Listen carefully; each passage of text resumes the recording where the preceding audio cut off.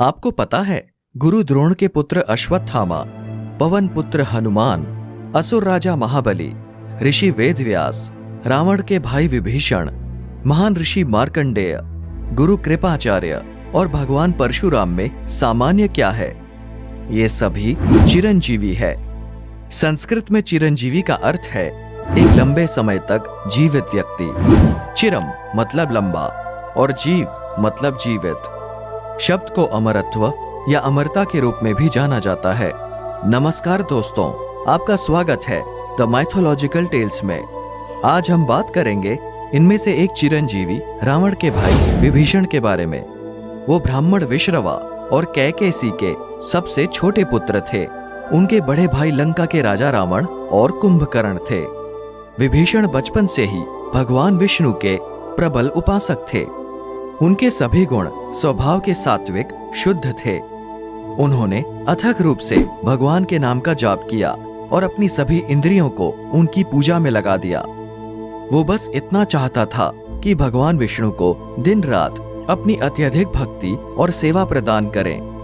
बदले में भगवान ब्रह्मा ने उन्हें पवित्रता का आशीर्वाद दिया। भगवान राम से मिलने पर वो अपनी सेना में शामिल होकर और रावण के खिलाफ लड़ाई जीतने में मदद करके अपनी सभी आध्यात्मिक आकांक्षाओं को पूरा करने में सक्षम थे। विभीषण की पत्नी का नाम सरमा था और उनकी एक बेटी थी जिसका नाम थिरिजाता था।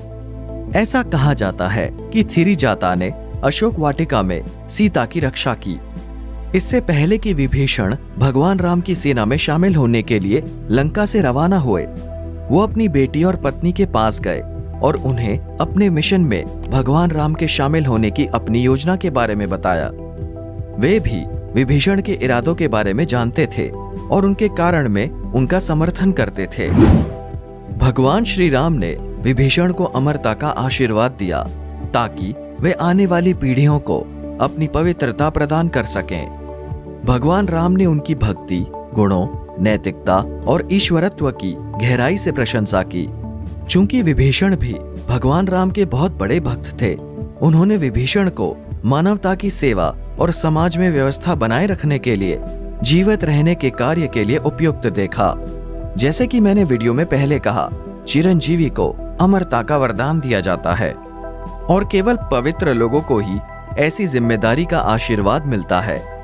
सदियों से समाज की रक्षा के लिए भगवान स्वयं 8 अमरों को चुनते हैं। इसलिए पौराणिक कथाओं के अनुसार सभी चिरंजीवी अभी भी जीवित हैं।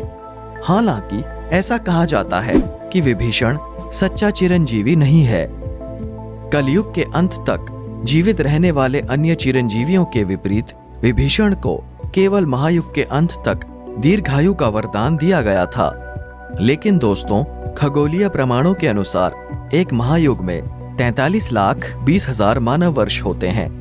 इसलिए जैसा कि महायुग, जिसमें 7,000 वर्ष पूर्व 5,114 ईसा पूर्व में रामायण हुआ था, अभी समाप्त नहीं हुआ है, हम ये निष्कर्ष निकाल सकते हैं कि विभीषण अभी भी जीवित है। विभीषण को ये वरदान मानवता का समर्थन करने और किसी न किसी रूप में लोगों के बीच धार्मिकता को बढ़ावा देने के लिए दिया गया था। लेकिन निश्चित रूप से सटीक रूप और तरीके ज्ञात और सिद्ध नहीं हैं। फिर भी हर खगोलीय, आध्यात्मिक और पौराणिक साक्ष्य 21वीं सदी में भी विभीषण की उपस्थिति की ओर इशारा करते हैं।